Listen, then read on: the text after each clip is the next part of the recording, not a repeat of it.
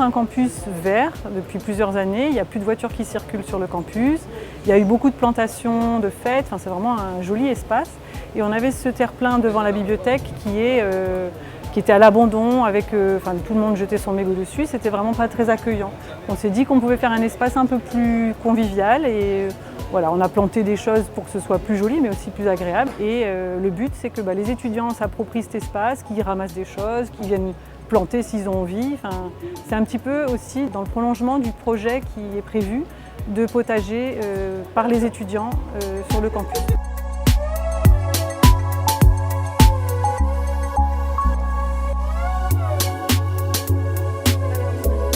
Nous sommes le Parc national de La Réunion, donc on est ici cette semaine pendant la semaine du développement durable, donc avec les étudiants. Ce qu'on fait au quotidien, c'est en lien aussi avec le développement durable.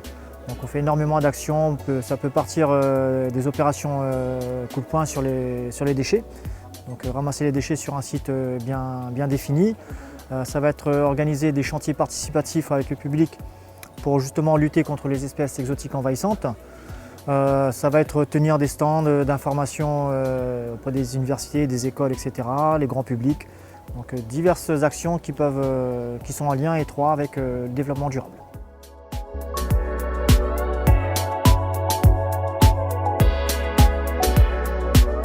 Aujourd'hui, dans le cadre de la Semaine européenne du développement durable, l'idée, c'est de montrer qu'on a un potager, on n'est pas obligé d'aller ouvrir l'eau du robinet pour arroser, mais on peut simplement, avec une structure existante, se connecter sur la descente de gouttière et récupérer cette eau de pluie pour pouvoir arroser lors des périodes de sécheresse, par exemple.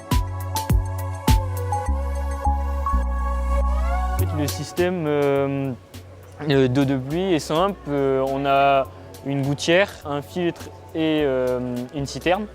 Donc l'eau va arriver sur le toit, la gouttière elle va garder l'eau, elle va l'emmener au filtre. Ce filtre il va filtrer tout ce qui dit déchets et eau de pluie. Et ensuite il va ramener à la citerne et on pourra l'utiliser pour le jardin et les eaux sanitaires.